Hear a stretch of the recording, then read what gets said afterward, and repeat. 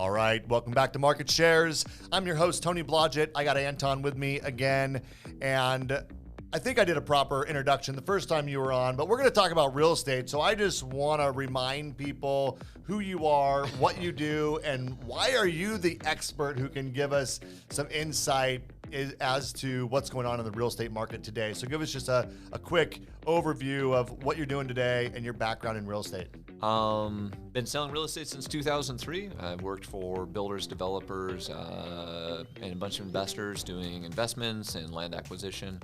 Of course, that got crushed in 2007. I remember. Yeah, the great bloodletting. And then we worked for a bunch of banks, hedge funds, financial institutions during the crash. And then really got back into your traditional real estate, probably starting in 2012. Involved owner in 2 real estate brokerages, escrow. We build, flip, develop. And we've sold about 2,800 transactions here locally over the last 20 years. All right. Well, I think that qualifies you to give us some real estate advice. Well, this is going to be a great episode because we're going to talk about the real estate market. We've spoken about what's going on with interest rates, and we're going to do another episode talking about investing in particular because me and Anton have worked together on some projects. Absolutely. He does a ton of this stuff. And I think that you'll want to also check out that episode because we're going to talk about actual ways of making money with real estate. Are there ways to do it in this market, etc.? But what we want to talk about on this episode is really 2 things that I want to get to. Yep. Is if I'm a consumer, is now still a good time to buy real estate? Yep. And if so, why? Okay. And 2, if I'm a real estate professional, what can I be doing? What should I be doing as a real estate sales professional if I want to stay in this industry to actually get business today? Because it's slower. We've had some episodes talking with mortgage professionals. We had Dan Keller on here talking about what loan officers should be doing. Yep. But let's talk about what realtors should be doing. But first, let's talk about the market in general, just kind of what's going on with home values. Yep. We're seeing some reductions.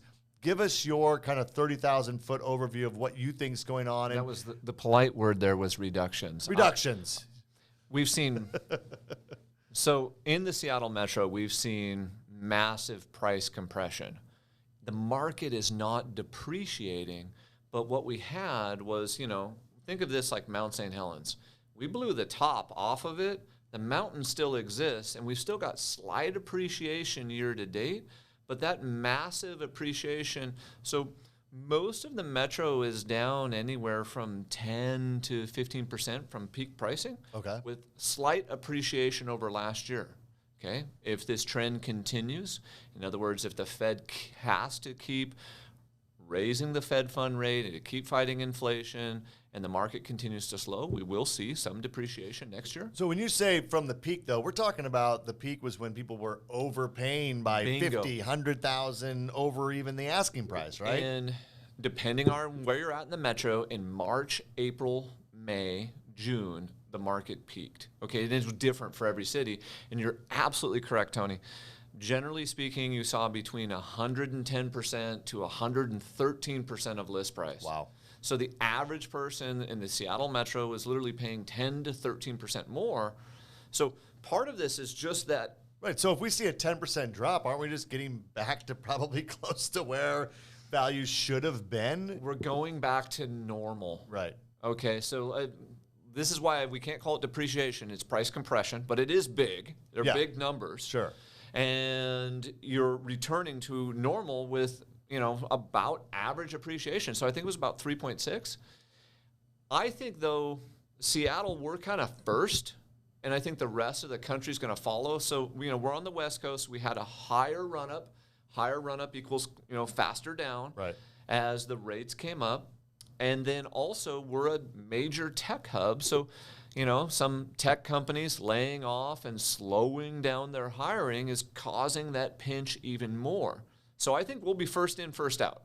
So if I'm a first-time home buyer, though, I'm thinking back to what happened in 2008. Absolutely. And my fear is like, oh my gosh, we've come down 10%, let's say. I mean, what's to say it's not going to go another 10? And if I buy today, am I going to find myself in a spot where all of a sudden I'm underwater in my home? Like, I feel like there's a fear about that out there. What are your thoughts on that? And obviously, I have some thoughts on time horizon, on how long you're going to be in a home. But do you think it keeps going significantly? And should I be afraid of that if I'm a buyer? I don't think you should be afraid of buying the right property. And what I mean by that is there's something you can't pay for: emotion.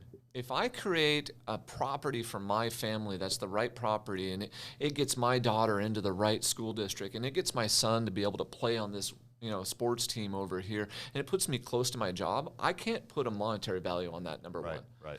So I don't think there's a bad time to buy the right piece of real estate. Two, I think time horizons for the average buyer is they're going to live in that home 7 years. In 7 years, if let's just say you depreciated 5% in 2023 and 5% in 2024, and you went right back to appreciating 5%. Okay, so maybe you missed a couple years in there. So if you have a short time horizon, you're only going to live in a home for the next year or two, yeah, you may want to rent right now. Right. Okay, but if you're the normal, typical home buyer, your time horizon is going to take you through that just fine. My own personal story. I bought the very first day of 2007. And guess what happened in June of 2007? I remember. Our market peaked. Okay? So I said to my wife, and this is no joke, I said, can I burn it down? And she's like, absolutely not. We need a place to live. Well, because the value went down. But guess what? A few years later, it was absolutely just fine. And my time horizon, it just got delayed. I just didn't move from that property during that timeline. So what I go to is kind of what happened to me personally. It would have cost me the same amount to sell my home in the recession in like 2010 and go live in a rental than it was to make my mortgage payment. Right. So I chose the safety and stability and emotion of keeping that house. And then a few years later, it was totally fine. Right. So would you say, because it's definitely slower right now in the market, so do you think that it's slower because people have a fear that values are going to go down, or do you think it's just an affordability issue where they just can't afford it now that rates are higher? I think it's both. So when rates became higher, what happened was we lost buyers from that buying pool. Where did those buyers go, though? Those buyers went into the rental pool. Right. So you have to realize, like, as rates are high, we're forcing people into rentals, which is going to keep causing that rental appreciation. So that first-time home buyer is in a catch-22. If they stay where they're at, they can expect to pay more. So they have to decide, what's the delta between my rent going up and moving into a house and actually purchasing it? Okay, so that's part of it, and I forgot the rest of the question. What did you say? Well, no, the question is are they afraid because of the value or affordability? That was the affordability part, and then I think the general fear in the market is there's uncertainty, right? And uncertainty just creates fear. Right. Uncertainty also creates opportunity. Right. So Warren Buffett, real simple, be fearful when others are greedy and greedy when others are fearful. Over the next 6 to 12 months, maybe 18, right now there's opportunities for buyers.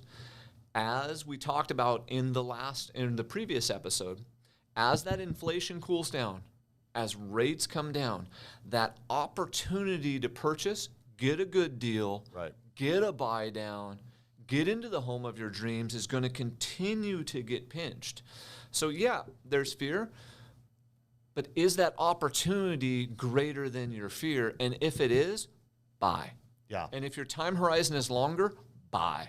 If your time horizon is short, honestly, you might need to wait a year or two. Yeah. Because that's speculation. Is that Yeah, no, 100%. And I totally agree. I think that one thing we tend to forget about is, and I wish that home buyers didn't have as much fear, because we're going to talk next about how to work on some of the affordability issues. So we'll go there in a second. But I wish that people realize that, yeah, there's some compression in the prices. There's no doubt about that. And even if it goes a little bit lower, that's nothing to be really afraid about. The amount of opportunities that you have right now to find the home, your dream home that really fits your family's needs, that is, I agree with you. I've said this before on the podcast. I lived in a home that I just didn't love, and there's something to be said about driving home after a hard day's work to the home that just makes you feel good. Your family loves it. You can't put a value on that. So I think COVID also changed our mental thoughts in relation to our home space. So, Lowe's, Home Depot, everyone's renovating their homes. They were living there longer. But we love our homes more now than we did a decade ago. Right.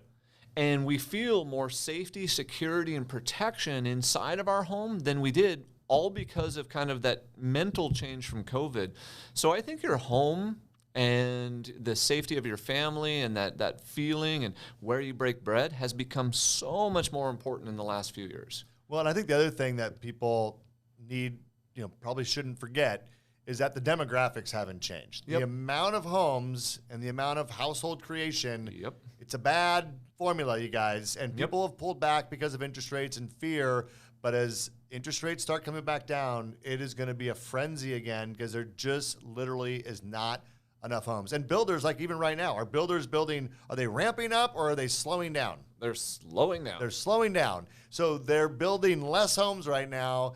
When we know that there's an inventory issue, we just don't feel it in this small window because interest rates are up. Bingo. Yeah. So once again, if we're looking at it from this short-term time horizon or a long-term time horizon, if I'm looking at it from a long-term time horizon, that buyer's opportunity is closing, and the frenzy is coming, and it's probably going to be worse because Tony just said it. Builders and developers have stopped developing plots of land, and they're stopping new construction builds right now. So in other words, if it's not framed up, they're not finishing the home. Right. Okay?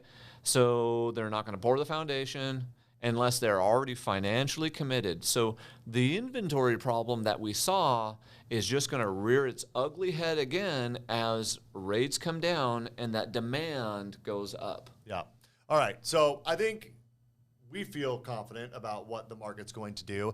I hope that this helps realtors and homeowners and loan officers talking to their clients get a level of confidence that it's still a great time to buy. But let's talk about ways of dealing with the affordability issue. And I want to start by working with the seller. So you mentioned that homes were selling at 110, 113%. Yes. What are they selling at now from list priced to where they actually? So a great metric for investors to look at, for home buyers to look at, and real estate brokers to look at is what's called the original list price to sales price ratio. Right. In other words, if I listed the home at $100,000 and it sold for $96,000, it's 96% of the original price. In other words, the average buyer got $4,000 off. Okay. That's the actual number in the Seattle Metro right now. It is. The actual number in the Seattle Metro is 4% below the list price. So if you're looking at, a $700,000 home, it means the average person's getting $28,000 off of it. Wow. It's a lot of money. Well, it not only is a lot of money, there's some stuff we can do with that money. Bingo. Yeah. So that's what I want to talk about, right? So you can assume that if you're looking at a home in general, about 4% is probably, if you wanted to go in at full price and get the seller to contribute, 4, maybe 5%, isn't crazy to ask for. It's not crazy. And then remember, a deal's a deal in any market. So if it's priced correctly and it sparkles and it's beautiful and it's on the corner, there's going to be demand. There's going to be demand. Right. So you have to take into consideration that. So when we talk about stats, we're vanilla-izing things. Right. But the average buyer, you're absolutely correct. They got 4% off. So, Tony, How should we apply that 4%? What should we do here, bro? Well, there's a couple options, and we've talked about them on this. I'm curious your thoughts. I mean, and maybe I don't know how much you have. So to me, there's really three main things you can do if the seller's willing to negotiate on the price, right? If it's not that perfect gem that there's still multiple offers for, and if that happens, you might not have as many options. But there's really three things that you can do. The three obvious things. One, you can just take a price reduction. So you can just offer them 4% less for the house and take that $28,000 and just offer them, buy the home for $28,000 less. The other option would be a permanent buy down of the interest rate. So you could pay points, you could buy the interest rate down, and that will help the affordability issue. What's nice about the permanent buy down is two things. One, it actually helps you qualify for more of a home. Yes. The next option I'm going to talk about doesn't, but if you go with a lower price or a permanent buy down, that's going to lower your monthly payment, and it's going to lower the qualifying payment. I mean, the payment that I'm using to help qualify you for the mortgage. Now, what it doesn't do compared to a temporary buy down is it doesn't give you as much bang for your buck. It doesn't lower the interest rate as much. However, if you keep that loan for a long period of time, it's going to be the most, it's going to make the most financial sense because it's a permanent buy down and you'll have a lower rate for a long time. And we talked about this before, but when are interest rates, when do you think they change? Well, this is what you got to think about, right? So if I'm going to do a permanent buy down, let's just say that rates are in the high, let's just use 7. They're probably a little bit lower than that for many circumstances today, but let's just say rates are at 7 and you're going to do a permanent buy down. Let's say you're going to take 2 points and you're going to use that to buy down the interest rate. Well, that's probably going to get you, in a normal market, it would only get you about a half a point. You figure about 4 discount points for every 1% in rate. So 2 points would get me a 0.5%. However, it's going to get you a little more than that right now, and it's hard to explain, but just because the servicing value is lower on these higher rates because people think they're going to refinance, when you pay 2 points, you can probably get lower than a half point off. But let's just say you get 3/4 of a point lower by doing a permanent buy down. Now, that's going to be in place for a long time, but that's only going to get you to 6.25. Well, if you think interest rates in the next 18 months or 12 months are going to go to 5.5, it might not make the most sense to pay those 2 points, use the seller's money. You might as well have just taken a lower price and refinance when rates went down. Or another option, which is what I think is a great option for many people, is to do a temporary buy down. And what a temporary buy down does is there's multiple of them. The most popular is a 2-1 buy down. And what that does is it gives you a 2% lower interest rate for the first year. Huge. So instead of 7 to 6.25 or 6.5, you're going 7 to 5. Huge. Okay. There's also a 3-2-1 buy down, which would take you from 7 to 4. Wow. And you could have that 4% rate for the first year. You would then have 5% for the next year, 6% for the third year, and then you'd be at 7% thereafter. Now, if we think interest rates are going to come down, which we do, then when interest rates come down, you can refinance, and all that money that the seller contributed towards your buy down, it gets applied to your principal balance. You don't lose that money. So you still get the benefit of that. Where if you did the permanent buy down, you paid the points, that money's gone. You're not getting that back. So the temporary buy down, because of the market conditions, can be very helpful. Here's the drawback. You have to qualify at the final rate. So it doesn't help you qualify for more, but it does help your budget. Okay? And what I find is most people, not all, I mean, let's be honest, there's people that are barely, qualifying for the home that they need. But a lot of people, because of the way debt to income ratios are calculated, if you've done your budget right, chances are the mortgage company can qualify you for more than you're comfortable paying. And the reason for that is because you might, maybe you tithe with your church. We don't know about that. Maybe you put your kid in private school. We don't know about that. Maybe you have special needs, children or families, or you have adult maybe your parents live with you and you have some expenses for that. Maybe you're helping to. There's so many expenses that aren't on a credit report that we don't know about. So I find that when I talk to a family about their budget and what their comfort level is versus what I can qualify them for, it's usually their budget that's constraining them on how much of a home they purchase. So the temporary buy down can help them meet their budget, constraints, as long as they still qualify for the higher interest rate. Does that make sense? Absolutely. So just to maybe reiterate what you're saying, so you're saying if I've got 4% in our example, $700,000 house, 28 grand, if I take that off the price, that is not as effective as either a permanent buy down or a temporary buy down. The only problem with the temporary buy down is now I have to be able to qualify for that. And if we believe interest rates are going to change and during that temporary period, that's your best financial choice out of those three options. Well, you don't lose the points that are paid because it is credited back. It's basically held in an escrow account, and it's paid towards your principal balance when you refinance. Yeah. So you get the benefit of that money. You get a much lower rate for the first year at least, and there's not a penalty to refinance it. The lower price, because this is kind of like the best of both, because it's almost like getting a lower price if you do end up refinancing in a year because it pays down the principal. It's very similar to taking the lower price option. Oh, because it's sitting there. Yeah, because it's just like you would take a lower loan. So anyways, there are some things that we can do right now. So when you talk about that buyer who's just like, oh my God, rates are going to be at 7 forever. I just can't afford a home right now. I'm not even going to look. It's so frustrating. Yes.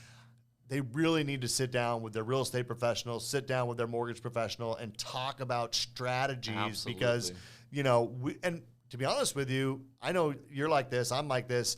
There's nothing I love more than a challenge, right? So if you don't think you can qualify, bring it on. Challenge accepted. Challenge Let's rock accepted. and roll. Let's figure it out, and it doesn't mean we get everyone in a home today, but I can tell you that we can certainly put a game plan together. We can put a plan. Every time.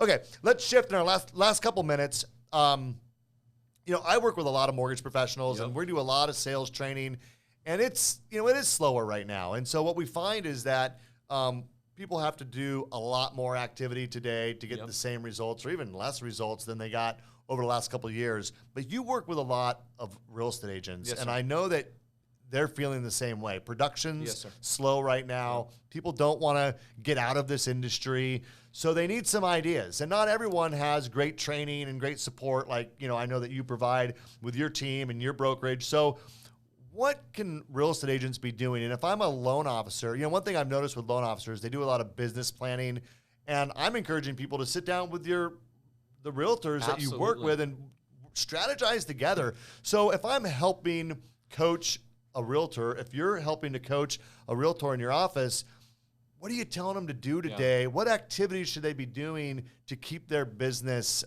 going and ramp up their production? I think a real simple is that it's a 4-letter word. It's called work.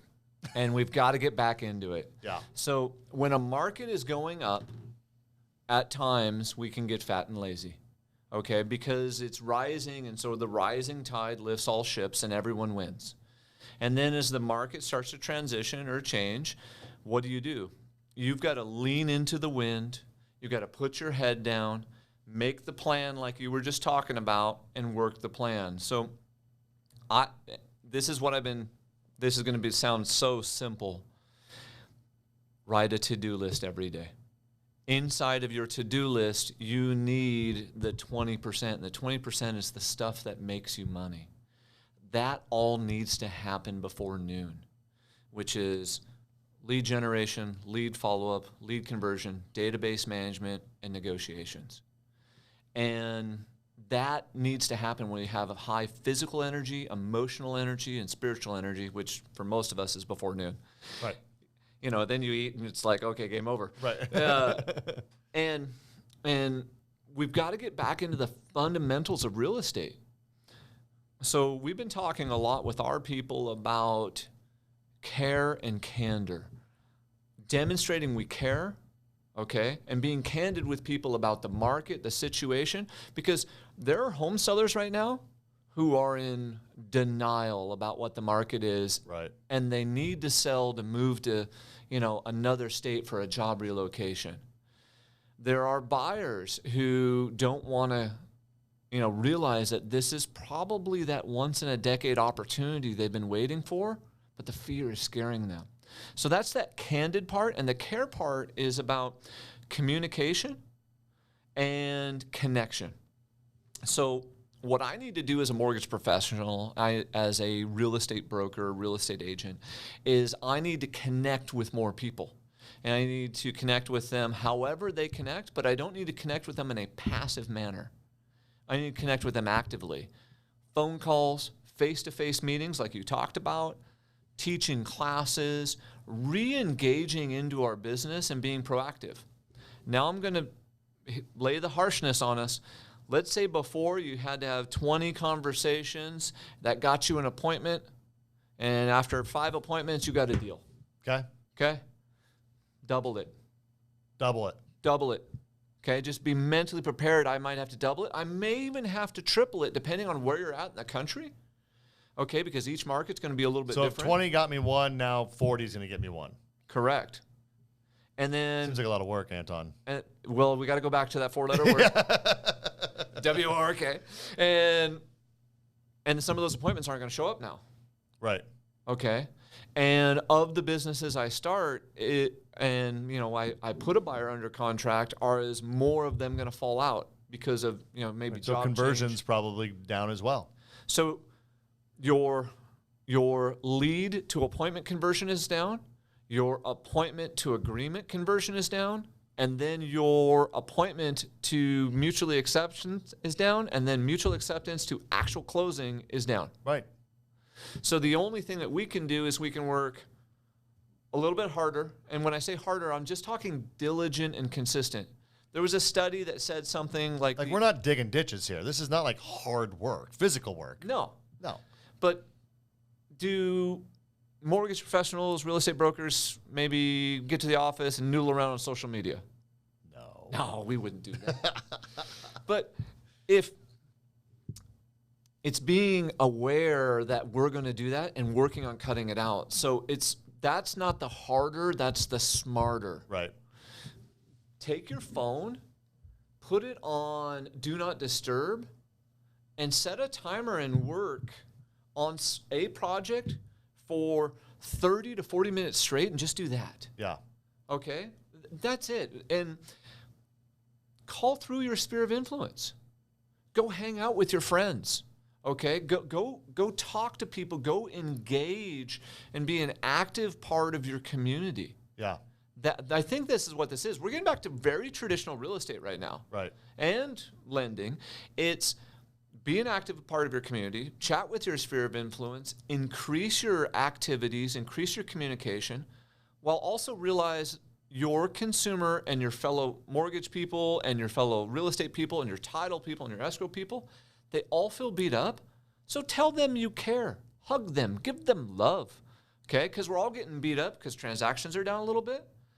Grab them all, band together. Hey, I'm going to help you. You help me. Let's all go do this and win. Yeah. Well, I think people are more open to those connections than ever. Yes. Right? And we need it, Absolutely. and we need to care. Well, I loved your idea about a simple to-do list. I mean, gosh, I used to actually love to get my to-do list written like the night before. Yes. So when I come in the morning, I'm like, boom, this is what I have to get done today. And that simple thing, I know it's simple, but if you actually do that and then cross those things off by noon, I think that right there is... It's winning. It's winning.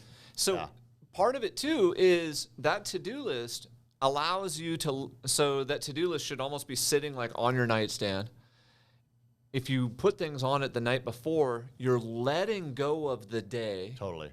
I'm allowing myself to relax. I'm allowing myself to be present for my family, my wife, significant other, whatever it may be.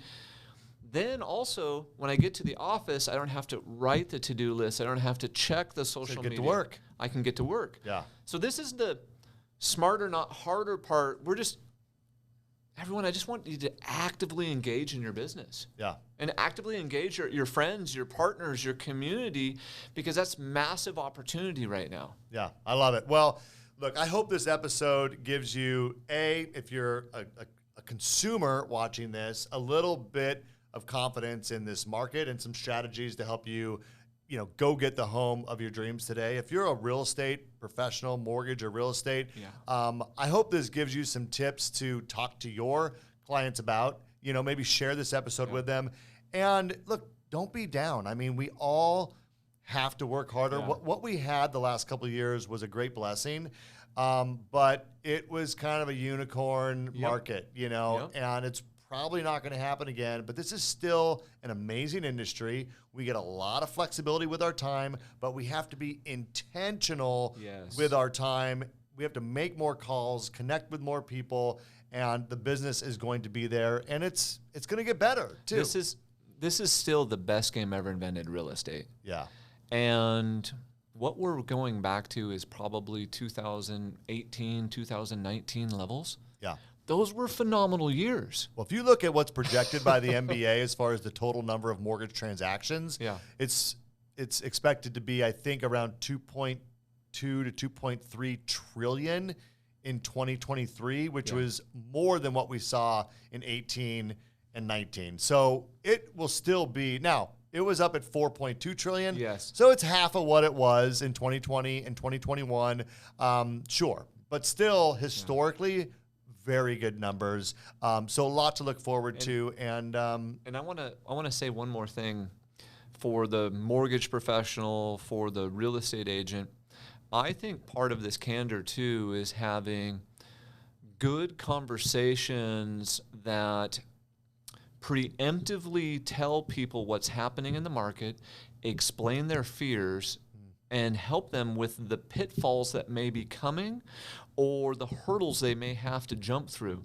So the more important part of our business is we have to be more consultative now, and we've got to help people anticipate, seller, you may have to pay some closing costs for the buyer.